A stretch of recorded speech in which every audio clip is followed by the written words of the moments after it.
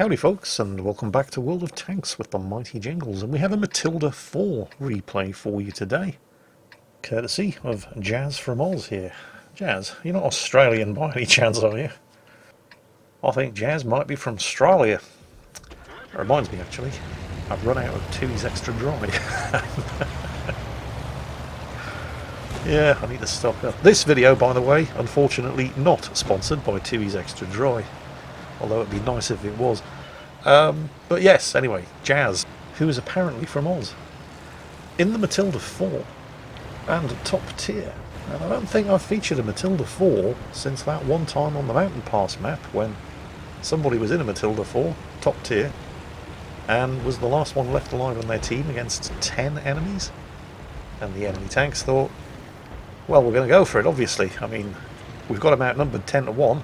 How could this possibly go wrong? Because he's a Matilda 4 and he's top tier. And so, of course, he killed them all. The Matilda, like the B1, is a funny old machine. And when I say the Matilda, I'm talking about the Tech Tree Matilda here at tier 4, not the premium Lend-Lease Soviet version of the Matilda at tier 5, which is still a good tank, but it's not quite as OP as this thing is when it is top of the tier, as it is in this particular tier 4 battle here on Ruinberg. And the reason for that, of course, is because of the armour. It's kind of like a slow T-34, but one tier lower. 75mm of armour pretty much everywhere. And to put that into context for you, that means it's got better armour than the KV-1, which is a tier 5 heavy tank. Now the B1, one of which is just reversing into him here, so naturally he doesn't want to block a teammate who wants to get out of the line of fire. He backs up to give him space. And the B1, and there are plenty of them in this battle, 4 in total, and for a very good reason. The B1 is also a very popular tier 4 tank, because like the Matilda, it's a little overpowered when it's top tier, but it's pretty terrible when it isn't. The difference between the B1 and the Matilda, however, is that the B1 pretty much needs to be firing gold ammo in order to be fairly OP when it's top tier, because the default ammunition on its gun is terrible. It can't even penetrate itself with standard ammunition. The Matilda does not have that problem, providing you're using the 2-pounder gun with the Little John adapter. And the Little John adapter, I'm not entirely sure what the correct word for it is. It was a thing that actually existed. I've seen a couple, they were used, and they were very effective. It's basically a barrel extension that goes onto the end of the Matilda's 2-pounder gun, but it has a narrow bore, so it constricts any shots that are fired down the gun barrel. So you fire a shot, it goes down the 2-pounder gun barrel, and then it encounters the Little John adapter, where it gets squeezed slightly, just enough to slow it down initially, and that causes a build-up of propellant gases in the gun barrel behind the shell, which basically pops it out of the barrel at extremely high velocity, hopefully before the barrel blows itself apart like a peeled banana. But it was actually a thing, it was used, and it did work. And because the tier 4 Matilda has the option of using a gun with this Little John adapter, which is what Jazz is using here, he doesn't have the I must use gold ammunition all the time problem that afflicts tanks like that B1 over there. Also, another problem that the B1 has is the turret is made out of paper, which is a bit of a problem when you're in the B1 trying to take cover behind rubble, because the only part of the tank that anybody can reliably penetrate anyway is the bit that sticks out over the top of the rubble. The Matilda does not have that problem. It has great armour everywhere, or at least great armour by tier 4 standards, and from every angle. The only real problems that the Matilda has, well, you could say that the extremely low alpha damage of the 2-pounder gun is a problem, and it kind of is, I suppose, but the rate of fire is so good it doesn't really matter. And this is one of those tanks that has low alpha damage, high rate of fire, and is able to actually take advantage of it, unlike other tanks that have the same problem but don't have the same armour. The Matilda is able to actually sit there and work the gun and put it to use. At least when it's in a tier 4 battle like this. In a tier 5 battle, not so much. So the low alpha damage of the gun it's a feature rather than an issue. The Matilda's only real problem is its terrible mobility, and this of course is also historically accurate. Well, it's not entirely historically accurate. I mean, the speed, or lack of it, is, but it doesn't break down as much in World of Tanks as it did in real life. I remember reading, I think it was Anthony Beevor's book on the Battle of Crete, which was, by the way, the first mostly airborne invasion in history. And the success of the invasion hinged on German paratroopers being able to take and hold two airfields. And oh, hang on a second. Looks like Jazz has finally encountered something that can actually make short work of his armour. Unsurprisingly, it's a premium vehicle. And, well, it hurt him, but it didn't kill him. Although Jazz is now the last tank left alive on his team, by the way, against 1, 2, 3, 4, 5, 6 enemies. But yes, getting back to the invasion of Crete. The success or failure of the landings hinged on German paratroopers' ability to take and hold two key airfields. And they did manage to land and take these two airfields, although not without some serious opposition from the Allied, mostly Australian and New Zealand forces, who were counter-attacking. And they had two Matildas. Now, the thing you have to remember about airborne forces is that they're basically light infantry. And light infantry don't have many answers to armoured vehicles. Unfortunately, of the two Matildas that attempted to relieve the airfields, one of them broke down on the way, and the other one broke down when it got there. And here's the thing. I realise that one of the complaints that people level against World of Tanks is that it's not entirely historically accurate with all of the paper tanks that do exist in the game. But the complaint of historical accuracy, well, I don't think it's particularly fair, because World of Tanks is not supposed to be historically accurate. It's an arcade game, it's not a simulator. Nevertheless, it is a complaint that does get levelled against the game, and for that I can only really say be very, very careful what you wish for. Because if World of Tanks did go for complete historical authenticity, then tanks like the Matilda, tanks like the Panther, tanks like the Tiger would have to spend as much time immobile with the crew trying to get the engine running than actually fighting. And I think you probably have to extend the battle duration to a little bit over 15 minutes as well. Did you know that the enemy team were capping earlier? They're not now, are they? Come on, there's 6 of us, there's only 1 of him. We've got this, boys. Yes, but it's a Matilda. Trust me, if you're in a tier 4 battle and the last tank left alive on the enemy team is a Matilda, start capping. Absolutely, definitely don't just sit there in front of him in the middle of an open road. And I mean, I appreciate that you are trying to take advantage of his immobility and get around him in your little Panzer. But, well, you need to be a bit faster than that, and now there are only 3 of you left. 3,000 damage done. 1,500 damage blocked by his armour. And he only had 570 health to begin with. His armour has blocked 3 times the health value that his tank possesses.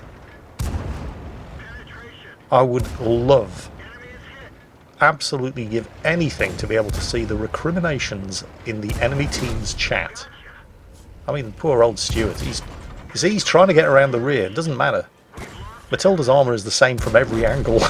There is no weak side. No cap, kill all. I would love to see enemy team chat right now. Curious to see who they're blaming for this one. Well, all of the tanks that were alive just 2 minutes ago. They were capping. They thought, oh, there's only 1 tank left. Well, we've got this, boys, come on. And they did, to their credit, exactly the right thing under normal circumstances. They all attacked him at the same time from multiple angles. If it had been anything other than a Matilda 4, he would be dead. But he is in a Matilda 4. And so he's hurt, but he's not dead.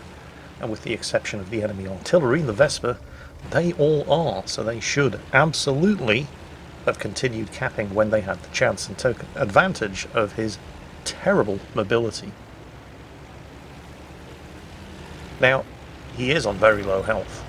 He hasn't gotten away with this scot-free, and the Vesper could kill him if it hits him. However, spoiler alert, that Vesper hasn't hit anything this entire game. He's fired 11 shots and every one of them has missed. So, I mean, Jazz doesn't know that, obviously, but now he's got to think about how's he going to win this. I mean, obviously there are two ways of doing that. Find and kill the artillery. But that's easier said than done, especially when you're on this kind of low health and you have to count on the artillery seeing you coming and getting the first shot. Or he can cap. That, of course, comes with its own risks because it tells the artillery that you are inside the cap circle. That's not the only risk, of course, because this is an incredibly slow machine. And so if he's just about to enter the cap circle and the Vesper beats him into his cap circle, he's not going to have the speed to get back and do anything about it. So he has some very, very limited options, and all of them are extremely risky. And I really don't like what he's doing here.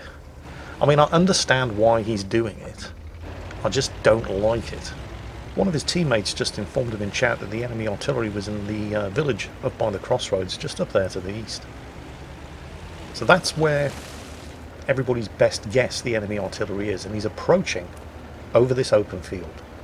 Now, if that Vesper is sitting in any one of those bushes, he can kill you right now. And Jazz doesn't have sixth sense either, so the first time he would know that he'd been spotted and was getting shot at by the Vesper was when he was getting shot at by the Vesper, and that would be too late. Nevertheless, even though I don't like it, I do understand why he's doing this. He's trying to do two things at once. He's sweeping the map, looking for that artillery. Although, you know, as mentioned, the first indication he's probably going to have that he's found him is when he's getting shot at by him. Because if that Vesper had been hiding in any one of these bushes, and this is where he was last seen, up in this direction, then, well, if he had been hiding in one of these bushes, the chances are good that Jazz would already be dead. But he's made it this far without being seen, at least I assume he's made it this far without being seen because nobody's shot at him yet. And he has taken advantage of the bushes to continue without being seen. The second thing that he's doing by taking this route is clearing the map in the direction of the enemy cap. Although he's going to need to get a move on because he's got less than 3 minutes left. And I think it takes something like 1.5 minutes to successfully cap, alone, in a standard battle. And he really doesn't have the time to cautiously clear the route ahead of him like this.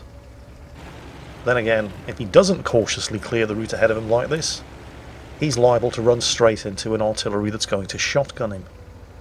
I think what might have been better, and it's easy for me to say this with the benefit of hindsight, was if instead of going the long way around like he is doing, which is something that is a lot easier to do in a tank that actually has mobility, if instead he'd just taken the direct route straight to the enemy cap. And the advantage to that would have been, 2 minutes left, he wouldn't have had to worry about any bushes that an artillery could be hiding in waiting to shotgun him. He could have just driven straight there through the city streets. And again, it's easy to sit here watching a replay making these kind of judgments. I wasn't there at the time, I wasn't in his shoes, I wasn't under the pressure that he was under. But I do feel, with the benefit of hindsight, that that would have been the smarter play.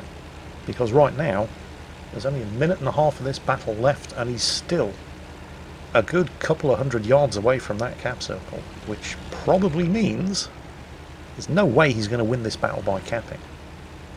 On the bright side, God only knows what the Vesper's doing, because he's certainly not trying to win by capping either. I thought that we might be seeing the Vesper attempting to start capping right about now, which would have been a game-winning move. Just get down to the other end of the map within sight of the cap circle, wait until there's about 1 minute and 40 seconds left, and then go for it.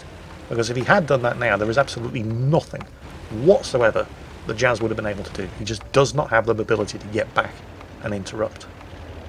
The Vesper, however, well, let's just say he's playing in exactly the manner that you'd expect of somebody who sat in a bush the entire game, fired 11 shots and didn't hit anything. He's continuing to hide in a bush, he's not even trying to win. He's certainly not trying to cap. And that's really disappointing, because he knows exactly how much health Jazz has remaining. He knows that he can kill him. He's artillery, he would have had that top-down view. Perfect view of the battle. while the rest of his teammates were dying in droves trying to finish Jazz off. But he's not even trying. Which is unfortunate, because I do feel that Jazz deserved an opponent who was worth fighting. Unfortunately, he didn't get him, and so this battle ends in a draw for both sides. Kind of depressing, really, when 10 kills isn't enough for a win. Unfortunately, the enemy Vesper could easily have been the hero there, but he just didn't want to have anything to do with it. He could have lain in ambush around his own cap circle and quite easily killed Jazz, or he could have attempted to cap by himself. And given the Matilda's terrible mobility, there's an excellent chance that that would have worked. But some people, for some bizarre reason, in a game about armoured vehicles fighting each other, just don't seem to want to fight each other. That battle should not have been a draw. It absolutely should have been a win for one side or the other, and, well, if there was any justice in the world, it would have been Jazz, given how well he did. But unfortunately, well, who can say what motivates people to hit that battle button, because in the Vesper's case, it clearly wasn't the desire to beat the enemy team. So, Jazz, my commiserations on what should have been a win, but wasn't. Everyone else, I hope you at least enjoyed watching it, because that is it for today. And as always, take care, stay safe, and I'll catch you next time.